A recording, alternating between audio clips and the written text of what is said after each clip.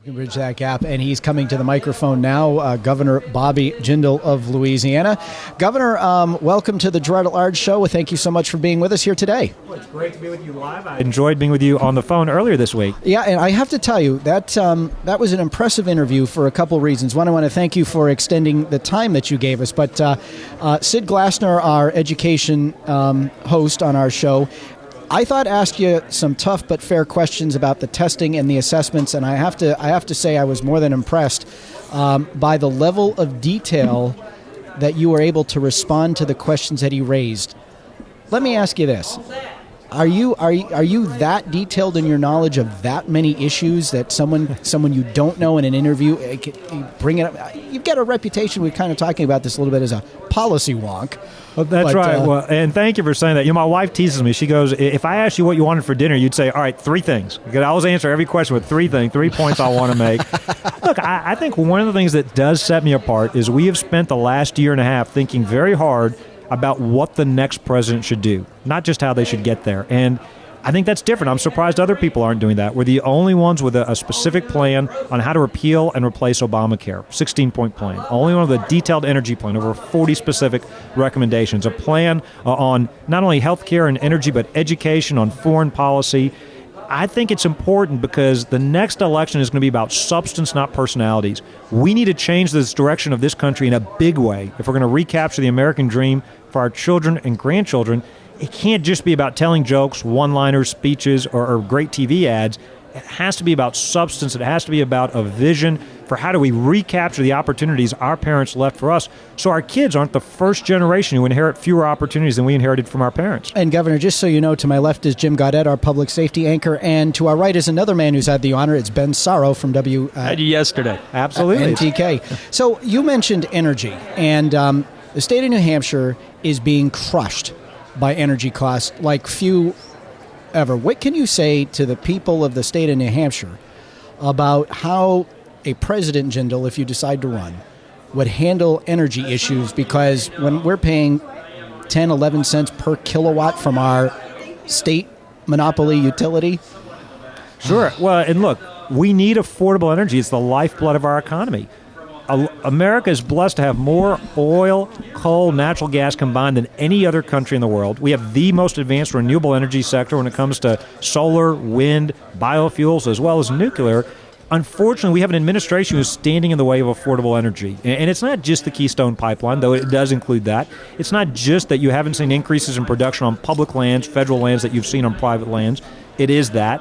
It's that I think there's an intentional policy decision there. They want energy to be expensive. It allows the government to pick winners and losers, the government to get more involved in our lives.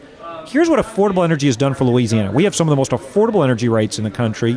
We're seeing manufacturing jobs come back to America. This week alone, we announced a toy manufacturer that's moving their factory, their production from China back to Louisiana, actually made in America again. We have seen steel, fertilizer, petrochemical companies come back to America, spending billions of dollars. Nucor Steel was thinking about putting a plant in Brazil. Instead, they're building it in America. It could be up to $3 billion. Now, this is all happening in Louisiana? It is indeed. And it can happen in New Hampshire. It can happen across the country. It takes specific policies for affordable energy. Part of that is reining in the EPA. They've got, for example, right now, they don't do true cost-benefit analysis of these regulations. Regulations over $100 million should go to Congress for a vote. I think they should stop these sue and settle lawsuits where they fund outside groups to sue them. They settle in these backroom deals and put out these onerous regulations. Right now, the EPA has got CO2 rules, water rules, ozone rules that will drive up the cost of energy. And what that does is it's more expensive for your listeners and their households, but it's also more expensive for companies that are then tempted to move jobs overseas. We're not talking about minimum wage jobs. We're talking about good-paying, blue-collar jobs with benefits. These are the kinds of jobs we need in our economy. So we've got a very specific energy plan, over 40 different points to have affordable, reliable energy here at home. You could save consumers significant dollars when it comes to heating their homes, powering their automobiles, but you can also save our economy. By independent estimates, you can create millions of good-paying jobs just by harnessing our energy resources. The good news is we've got the energy resources, unlike any other country. The bad news is the government is standing in the way right now. One of the questions in Congress right now is there's legislation that would make it possible for domestic producers of oil to export. Right now, that's not allowed because we're such a net importer. What do you think about that legislation? Yeah, I do think we need to be able to export. The reality is those laws were put in place in the 70s during the oil embargo. Because of the shale revolution, we have so much more oil being produced. The first and best use, I'd love to see more refining capacity, so we're actually being able to sell more refined output and capture more of that value at home. But what I worry about is you've seen with the collapse in oil prices, you've actually seen rigs being idled, people being laid off. Why not reduce our trade imbalance? Why not help our allies? Why not help countries become less dependent? It's not just oil, it's natural gas as well. Help them become less dependent on Russia or other countries. Why not bring more dollars back into our economy, create good-paying jobs here at home? One more reason to build the Keystone Pipeline. You got a private company that wants to spend $5 billion, the largest infrastructure project on the books. No government money, no borrowing from China. You know, this president made a joke out of shovel-ready projects. Yeah. This really is a shovel-ready project. This is a project that's ready to go and create all kinds of construction jobs. Private sector unions want it. They know these are good-paying jobs.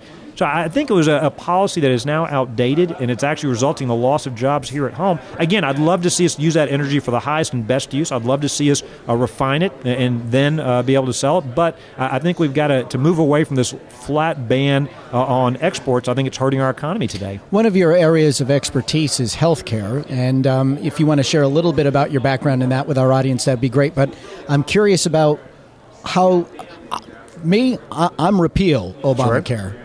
I'm not sure what needs replacement, but you want to repeal and replace with what? Sure. In my background in healthcare, I ran Louisiana's healthcare department. That I was also the executive director of the National Bipartisan Commission on the Future of Medicare, a bipartisan commission in D.C. And then third, I was an assistant secretary at the Department of Health and Human Services under President George W. Bush. So I've worked in healthcare. I worked in healthcare in the private sector at McKinsey as well. I've worked in healthcare before. I want to repeal and replace it. We've got a very specific plan. Here's the fundamental mistake with Obamacare. It was supposed to reduce costs. It didn't do that. We need to reduce costs. We need to help the truly vulnerable, and we need to give patients more choice. 16 different ways we can do that. I won't go through all of them right now, but a couple of highlights. One, we need to have a standard tax deduction so that everybody can afford their health care, whether they're buying it through their employer or individually. It shouldn't be tied only to those that have employer-provided health care. Secondly, we need voluntary health purchasing pools so you get the economies of scale however you want to buy your health care, through your employer, your church, your trade union, your social club. Third, we should sell insurance across state lines so you have the benefit of competition so one or two companies can't have a monopoly. Fourth, we need to crack down on frivolous lawsuits. Fifth, we need to help people that want to have health savings accounts or other types of tax advantage savings. We need wellness accounts so we help people stay healthier. We do need to reform Medicare with premium support and Medicaid to give states more accountability, more flexibility. It really comes down to reducing the cost of health care, getting the government bureaucrats out of the way. The fundamental mistake that President Obama made was he trusted the government more than he trusted patients working with their doctors. Now, it's true, people with pre-existing conditions have challenges. We need to help that mom with a sick child afford her health care, and there are ways we can do that without taking over the entire health care system, without the government running our health care. Birch, make no mistake, this is really about the government saying we're smarter than you. Same way they don't believe in school choice. They don't believe in you having a big gulp in New York. They don't believe in you having religious liberty rights or gun rights. This is the government saying, now think about this. They're saying you're not smart enough to design your own health insurance. You're not smart enough to buy. If we leave it to you, to your own devices, you're not smart enough to go buy what you really need. How offensive is that? You don't have to be a Republican to think that's pretty offensive for our president to be telling us we don't trust you to do the right thing. Now, we need to make it affordable, but we don't need this one-size-fits-all government mandate. Dangerous world out there, Governor. Talk to us about why the governor of any state with presumably not a whole lot of foreign policy experience would be a good choice in dangerous times like we have right now, which I think are probably extraordinary by world history. This president's foreign policy has been an absolute disaster. He does not believe in American exceptionalism. He has tried to lead from behind. That hasn't worked.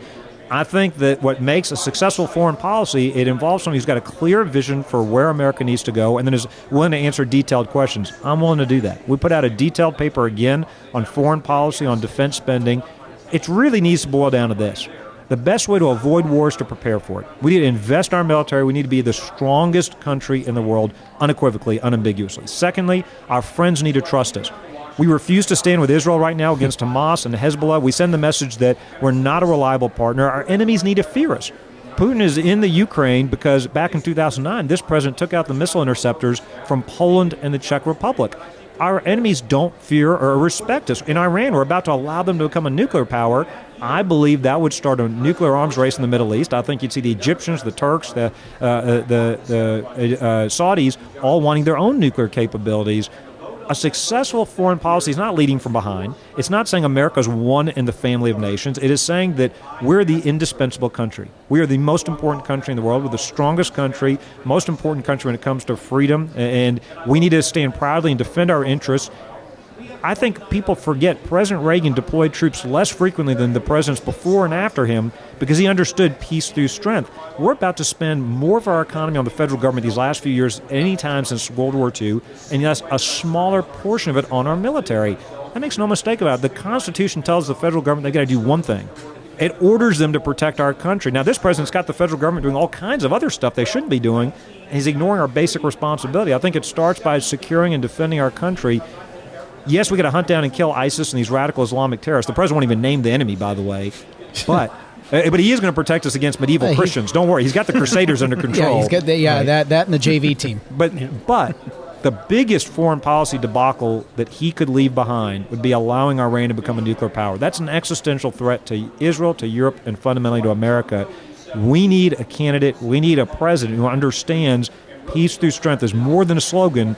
It's the way back to America's security for us and for our allies. Jim, Ben, do you have anything? Yeah, Governor, if I could, I want to piggyback on your comment about, the whole homeland security issue. I look at immigration and our country's dysfunctional immigration policy as one of our greatest threats to homeland security.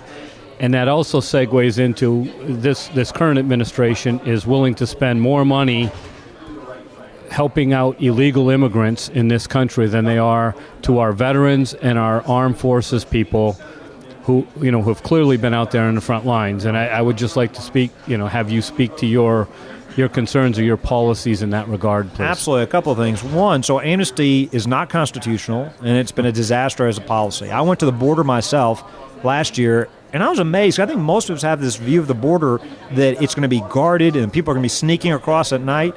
Nonsense. I saw 3 groups of people come in broad daylight. They didn't slow down. They weren't afraid of being seen. One walked literally across the top of a man-made dam from Mexico into Texas, and as they were getting to, I thought there was a fence. I thought, well, this will at least slow them down. The gate wasn't even locked. They just swung the gate open and walked through. Another group came across on the water. They floated across. A third group walked in the shallow water. And again, they came into the sugar cane, and there was no real effort to hide or to disperse. Broad daylight. This is a mistake. In Louisiana, we've seen over 1,000 children because of the president's amnesty order that were sent to our state. They said there would be no extra cost. We're paying the cost, millions of dollars in education, health care, and other costs. Amnesty is a mistake. And I think that we need to secure our border first, and that needs to be standalone. That needs to be. We don't need a 1,000-page bill. We don't need a comprehensive. We need to secure our border. We need to do it for a lot of reasons. I think a proper immigration system has a high wall and a broad gate. Right now, we've got a low wall and a narrow gate. What I mean by that is we make it too easy for people to come here illegally, and then we kick out people that want to come here legally. And so people that come and get an education and that could contribute to our economy, we kick them out to go compete against us. It makes no sense. When it comes to our veterans, you raised 2 very important issues. So I think that Congress needs to stop this president from breaking the Constitution through his illegal amnesty orders. The second point about veterans, it is awful how we are treating the men and women who served us, who put on our nation's uniform, who ran towards danger, not away from it, so we could be in freedom in the greatest country in the history of the world. Even after the whistleblowers came out about the VA system, we still see unacceptable delays. Congress gave them as a temporary fix the ability to go to outside doctors. I think that needs to be made permanent. I think in addition to being able to access the VA system, it should be up to the veteran. If they can get better care, if they feel like they can get more timely care, or if it's just better care, they should be allowed to do that. Now, there are going to be times when the VA system may have the specialists, may have the type of quality care they need, but we need to give our veterans the best quality health care, period. And this is an area where I think it shouldn't be, hopefully it's not a partisan issue, and I think Congress should make that not a temporary fix, but a permanent fix with more support and resources where the veterans get to decide, they and their families decide what's best for them. And I know here a lot of veterans have to go out of state to go to the VA hospital or to go get care, and that's not acceptable. And choice to stay here in state to go see the provider of their choice. It's better for them. It's better for their families. To me, that's just a simple bipartisan common sense reform. This president will spend money on just about everything in the government, this is one group he really does need to be taken care of. That's our veterans. Governor, we're bumping up against the quarter of three timeline that we were given by your campaign folks or your handlers, whatever term I'm supposed to use. So I'd like to give you the opportunity to sort of wind down with our audience here and share with them where you'd like them to go to learn more and whatever other points you'd like to make. Well, thank you for having me. And by the way, it's a great, that name would be very comfortable in South Louisiana. Great friend. Yes, it was. Yes, it is. I tell your listeners this next election is going to be very important. It's about the American dream. Our best days are still ahead of us, not behind us. This is the greatest country in the history of the world. For all the problems we've been discussing, let's never forget that. My parents came here over 40 years ago in search of the American dream. My dad's one of 9, the only one that got past the 5th grade. This is a great country. This next election is not about bumper stickers or slogans or one-liners. It's about restoring the American dream for our children. It's not too late, but the hour is getting late. And so I'd encourage people to go to bobbyjindal.com, learn more. I'm not a candidate. We are still thinking about this. We'll make a decision after our session's over on June 11th. But I'd encourage people to take this election seriously. It's not about TV ads or speeches. It really is, do we leave more opportunities for our kids than we inherited from our parents? That's what this debate should be about. I'm an optimist. I'm a realist. We got to make big changes in D.C., but I'm an optimist. It's not too late for us to take a major course correction and preserve that American dream. Governor Bobby Jindal from Louisiana, thanks so much for spending time with us this afternoon here on Girard at Large. Rich, thank you very much. Appreciate it, Governor. Good luck. Thank you all for having me.